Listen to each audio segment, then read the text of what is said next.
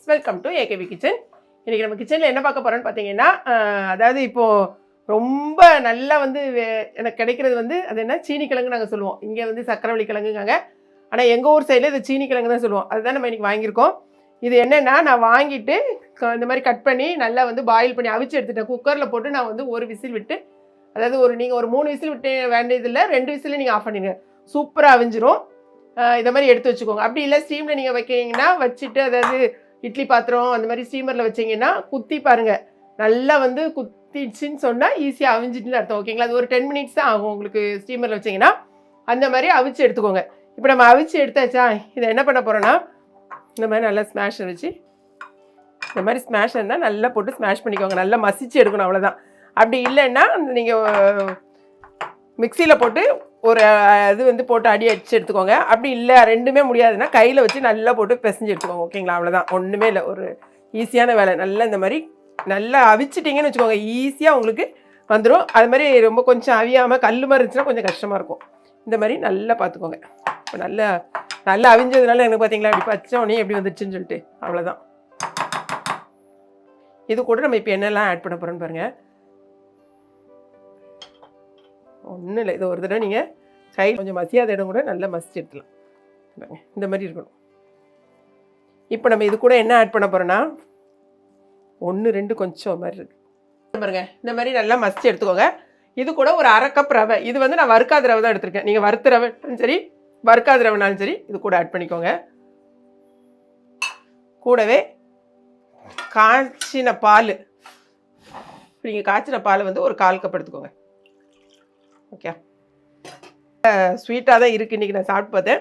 உங்களுக்கு எவ்வளோ இது கூட கொஞ்சம் சுகர் போட்டு நீங்கள் இது வந்து பணியாரமாகவும் நம்ம செய்யலாம். இல்லைன்னா ஒரு 4 ஸ்பூன், இந்த சின்ன ஸ்பூனுக்கு ஒரு 4 ஸ்பூன் வந்து நாட்டு சக்கரை எடுத்துருக்கேன். இதுக்கு வந்து நீங்கள் வெள்ளை சீனி கூட எடுத்துக்கலாம். நான் வந்து நாட்டு சக்கரை எடுத்துருக்கேன். கொஞ்சமாக எப்போவுமே ஸ்வீட் செய்யும்போது கொஞ்சமாக உப்பு போட்டுக்கோங்க. அப்போ தான் வந்து நல்லா ஸ்வீட்டை வந்து செமையாக சூப்பராக எடுத்துக்காட்டும். இவ்வளவும் போட்டுட்டு இங்கே பாருங்கள், ஒரு 1/4 கப்பு. இது வந்து ஃபுல்லாக 1 கப்பு அளவு உள்ளது. மெஷரிங் கப்புக்கு 1 கப்பு. 1/2 கப்பு வந்து நம்ம ரவை போட்டிருக்கோம். 1/4 கப்பு வந்து பால் ஊற்றி நல்லா பிசைஞ்சு விட்ருங்க. இல்லை கை வச்சு பிசைய ஒரு மாதிரி இருந்துச்சுன்னா ஸ்பூன் வச்சோ ஏதோ போட்டு கிளறிக்கோங்க உங்களுக்கு. ஓகே, நம்ம பிசைஞ்சிருக்கோம்னா இதில் பால் வந்து ஊற்றிருக்கோம். பட் ரொம்ப திக்காக இருக்குது பார்த்தீங்களா? அதனால திரும்ப தண்ணி ஊற்றிக்கோங்க. எவ்வளோ வேணுமோ உங்களுக்கு பார்த்து. நம்ம இப்போ ரவை போட்டிருக்கிறதுனால இன்னும் ரொம்ப டைட் ஆகும். ரவை போட்டிருந்தாலே கொஞ்சம் நேரம் அதை ஊற வைக்கணும். குறைஞ்சது 30 நிமிஷம் அதை வந்து நம்ம ஊற வைக்க போகிறோம். ஸோ அதனால் திரும்ப வந்து ஒரு 1/4 கப் தண்ணி எடுத்துருங்க. நல்லா பிசைஞ்சு திரும்ப கொஞ்சம் நேரம் நம்ம வந்து பார்த்தீங்கன்னா இந்த கன்சிஸ்டன்சி இருக்கிற மாதிரி நான் பிசைஞ்சு வச்சுருக்கேன். ஓகேங்களா? இப்போ வந்து நிறைய பேர் என்ன தெரியுமா சொல்லுவீங்க, மேம் நீங்கள் கை வச்சு பிசையாதீங்க அப்படி சொல்லுவீங்க. ஆனால் ஆக்சுவலாக பார்த்தீங்கன்னா வீட்டில் எல்லாருமே நம்ம கை வச்சு தான் பிசைவோம். ரியாலிட்டியாக அப்படி நம்ம கொடுக்கணும். ஓகே, சும்மா இந்த வீடியோவுக்காக சீன் போடுறது ஷோ பண்ணுறது எனக்கு பிடிக்காது. எப்போவும் ரியலாக நம்ம வீட்டில் எப்படி செய்யணுமோ அப்படி தான் நான் சொல்லியிருக்கேன். ஸோ அதனால தான் கை வச்சு பிசைஞ்சிருக்கேன். இப்போ உங்களுக்கு கன்சிஸ்டன்சி காமிக்கிறதுனால இந்த மாதிரி வச்சுருக்கேன். ஓகே, இதை வந்து நம்ம கொஞ்சம் நேரம் அப்படியே ஊற வச்சிடலாம். ஒரு 30 நிமிஷம் கழிச்சு பார்க்கலாம். ஆக்சுவலாக இன்னும் கூட கொஞ்சம் நம்ம வந்து தண்ணி ஊற்றலாம். தேவைன்னா அந்த டைமில் நம்ம ஊற்றிக்கலாம். சரியா? இப்படியே ஒரு 30 நிமிஷத்துலேருந்து 40 நிமிஷம் ஊற வச்சுட்டு அதுக்கப்புறம் என்ன பண்ணலான்னு பார்க்கலாம். இப்போ நம்ம வந்து ஊற வச்சு கிட்டத்தட்ட ஒரு 3/4 மணி நேரம் கிட்ட ஆகிட்டு. ஓகேங்களா? கன்சிஸ்டன்சி பாருங்களேன். ஆக்சுவலாக நான் முதல்ல வந்து கொஞ்சம் தண்ணி வந்து கூட தான் ஊற்றிருந்தேன். அதனால தான் உங்களுக்கு இந்த கன்சிஸ்டன்சியில் இருக்குது. அப்படி இல்லை உங்களுக்கு ஒன்றுமே இல்லை அப்படின்னா வந்து கொஞ்சம் தண்ணி மட்டும் நீங்கள் ஊற்றிக்கோங்க.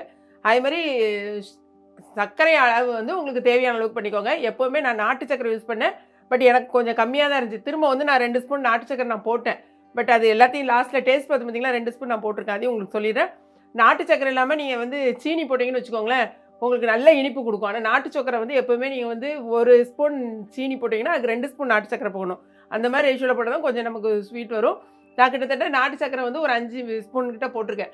நீங்கள் இதாக இருந்துச்சுன்னா ஒரு 1/4 மெஷரிங் கப்புக்கு 1/4 கப் வெறும் சக்கரை சேர்த்துக்கிட்டிங்கன்னா கரெக்டாக இருக்கும். ஸோ இந்த கன்சிஸ்டன்சி வரும். இப்போ என்ன அப்படின்னா நீங்கள் வந்து இதை என்ன சொல்கிறது, பணியாரக்கல்லில் போட்டுட்டாலும் ஓகே தான். அது வந்து குழி பணியாரமாகவும் போடலாம். என்கிட்ட வந்து இந்த மாதிரி பேன் இந்த மாதிரி இருக்குது. ஸோ இதில் வந்து நான் குட்டி குட்டியாக வந்து பேன் கேக் மாதிரி போட்டு எடுக்க போகிறேன். ஓகே, இது இப்படிலாம் ஒன்றும் போட விடாது. இது இப்போ நம்ம பிள்ளைங்களுக்கு டிஃப்ரெண்ட்டாக செஞ்சு கொடுக்கணும், டிஃப்ரெண்ட்டாக சாப்பிடணும்னு சொல்லி இப்போ உள்ள லேட்டஸ்ட் மதர் தான் இந்த மாதிரி செய்கிறோம். ஆக்சுவலாக எங்கள் வீட்டில் எங்கள் அம்மா என்ன பண்ணுவாங்கன்னா, இந்த மாதிரி அவிச்சு எடுத்துகிட்டு நல்லா தேங்காய் பூ துருவி சக்கரை போட்டு அப்படியே உருட்டி எல்லாருக்கும் ஒரு பால் மாதிரி வச்சுருவாங்க. ஈவினிங் வந்து நாங்கள் ஸ்கூல்லேருந்து வந்தோன்னா ஆளுக்கு ஒரு 2 பால் கொடுப்பாங்க. அவ்வளோ ஒரு திருப்தியாக சாப்பிட்டு ஒரு கருப்பட்டி காப்பி அவ்வளோதான். நாங்கள்லாம் அப்படி தான் நம்ம சாப்பிட்டோம். பட் இப்போ வந்து பிள்ளைங்களுக்கு அதே மாதிரி நீங்கள் கொடுத்தீங்கன்னா வேணான்னு போயிடுவாங்க. ஸோ நம்ம பிள்ளைங்களுக்கு தகுந்த மாதிரி கொஞ்சம் நம்ம வந்து மாடிஃபை பண்ணி செய்கிறோம் அவ்வளோதான். அது கொஞ்சம் நல்லா இருக்கட்டும் அப்படிங்கிறதுக்கு மாடிஃபை நம்ம பண்ணி செஞ்சுட்ருக்கோம். இதில் வந்து நீங்கள் நெய் ஊற்றிக்கிட்டாலும் சரி தான், இல்லை எண்ணெய் ஊற்றிக்கிட்டாலும் ஓகே தான். அது எது வேணுமோ கொஞ்சமாக நீங்கள் நெய் ஊற்றி, சின்ன பிள்ளைகளுக்கு கொடுக்குறதா இருந்தால் உங்களுக்கு பிடிக்கும் நெய் அப்படின்னா ஓகே நெய் ஊற்றிக்கோங்க. அப்படி இல்லைன்னா எண்ணெய் கூட ஊற்றிக்கலாம், ஒன்றும் பிரச்சனை கிடையாது.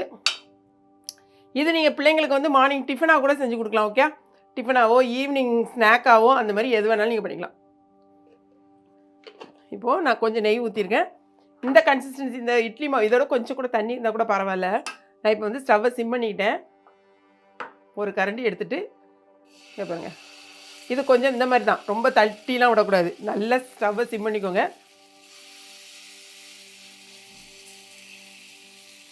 இல்லை இதே மாதிரி உங்களுக்கு ஒரு பேன் எடுத்துக்கிட்டிங்கன்னா, இந்த தோசை தவா அந்த மாதிரிலாம் போட்டிங்கன்னா இந்த மாதிரி கூட போட்டுக்கலாம். சின்ன சின்னதாக ஒரு 2 3 போட்டுக்கோங்க. இது எனக்கு இருக்கிறதுனால இது ஈஸியாக இருக்குது எனக்கு, அவ்வளோதான். நல்லா சிம் பண்ணிக்கோங்க. நல்லா வேகட்டும். வெந்ததுக்கப்புறமா அப்படி மாற்றி போட்டு நம்ம எடுத்து கொடுக்க போகிறோம். திரும்பவும் சொல்கிறேன், இது மார்னிங் டிஃபனாக கொடுக்கலாம். ஏன்னா சீனிக்கிழங்கு வந்து ரொம்பவே நல்லது, சர்க்கரை வெள்ளிக்கிழங்கு ரொம்பவே ஹெல்த்தியான ஒரு டிஷ்ஷு. ஸோ கட்டாயமாக நீங்கள் இந்த மாதிரி ட்ரை பண்ணி பாருங்கள். இதை மாற்றி போட்டு எப்படி இருக்குன்னு பாருங்கள். இப்போ பார்த்தீங்கன்னா நான் 2 இதை மாற்றி போட்டேன். இங்கே பாருங்களேன், நல்ல நிதானமாக இந்த மாதிரி கீழே வந்து இந்த மாதிரி ப்ரௌன் கலர் ஆனோடனே கொஞ்சம் நிதானமாக எடுத்து இப்படி மாற்றி கொடுக்கோம். ஓகே, அவ்வளோதான். ரொம்ப சாஃப்டாக இருக்கும் இந்த கேக்கு. கொஞ்சம் சிறுசாக பண்ணால் பெட்டராக இருக்குமா? கொஞ்சம் ஆமாம், இவங்க சொன்ன மாதிரி மாவு வந்து கொஞ்சம் திக்காக போடாமல் கொஞ்சம் இன்னும் கொஞ்சம் கம்மி பண்ணிக்கோங்க. ஓகே, இது கொஞ்சம் திக்காயிட்டுங்க, கொஞ்சம் தின்னாக்கிக்கோங்க, அவ்வளோதான், வேறு ஒன்றும் இல்லை. இது கொஞ்சம் இன்னும் 2 3 நிமிஷம் நல்லா வேகட்டும். வெந்ததுக்கப்புறமா நம்ம அடுத்ததை எடுத்து போடலாம்.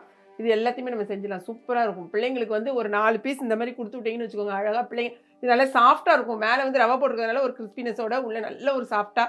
இதில் ஆக்சுவலாக நீங்கள் பழம் போடணும்னா போட்டுக்கலாம், தேங்காய் பூ போடனா போட்டுக்கலாம், ஏலக்காய் பொடி போடனா போட்டுக்கலாம், என்ன வேணாலும் நம்ம ஆட் பண்ணிக்கலாம். அதெல்லாம் நம்மளோட இஷ்டம் தான். இல்லை சிம்பிளாக இந்த மாதிரி பண்ணணுனாலும் நீங்கள் பண்ணிக்கலாம். எப்படியாவது ஒரு விதத்தில் நீங்கள் வந்து இந்த சக்கரவள்ளி கிழங்க சாப்பிட வைங்க பிள்ளைங்களை. ஓகே, ரொம்பவே நல்லது, சத்துள்ள ஒரு டயட் இது. ஸோ கட்டாயமாக நீங்கள் ட்ரை பண்ணி பாருங்கள். இதை நான் எடுத்துகிட்டு அப்புறமா காமிக்கிறேன். இப்போ பார்த்தீங்கன்னா 2 பக்கமும் நம்ம மாற்றி மாற்றி போட்டு இந்த மாதிரி வந்துடணும்.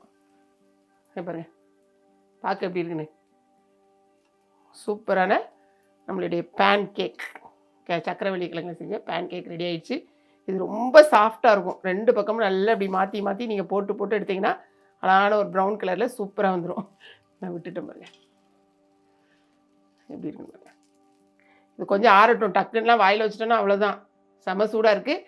அதே மாதிரி அடுத்த ஒரே ஒரு பேட்ச் நான் போட்டுட்டு இதை நம்ம அதுக்குள்ளே ஆறிடும் சாப்பிட்டுட்டு.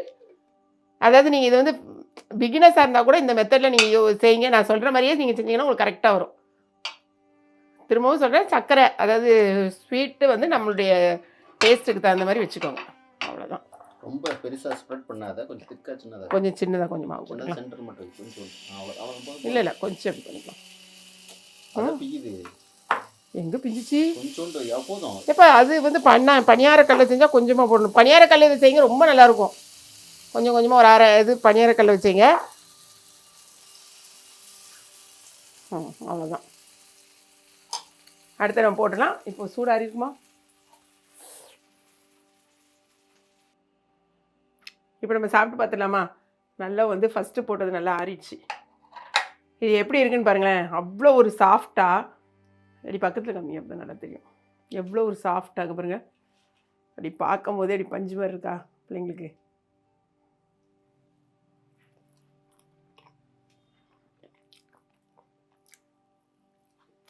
நெய்யில் வந்து செஞ்சு கொடுக்கும்.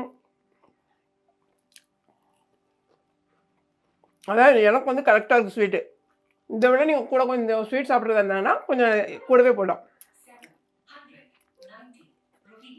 ரொம்ப சூப்பராக இருக்குது, சாஃப்டான ஸ்வீட்டாக ரொம்ப ஹெல்த்தியான ஒரு டிஷ்ஷு. கட்டாயம் நீங்கள் ட்ரை பண்ணி பாருங்கள். ஒரு தடவை ஒன்று சாப்பிட்டுட்டு நிறுத்தவே மாட்டாங்க, கட்டாயமாக 2 3 சாப்பிடுவோம். வீடியோ பிடிச்சிருக்குன்னு நினைக்கிறேன். பிடிச்சிருந்துச்சுன்னா லைக் பண்ணுங்கள். மறக்காமல் கிளாட் ஃபேஷனை சப்ஸ்கிரைப் பண்ணுங்கள். இது சிங்கிளாக செய்கிற கஷ்டமாக இருந்துச்சுன்னா நீங்கள் பனியாரக்கல்லில் போட்டு எடுத்துருங்க. ஓகே, தேங்க்ஸ் ஃபார் வாட்சிங்.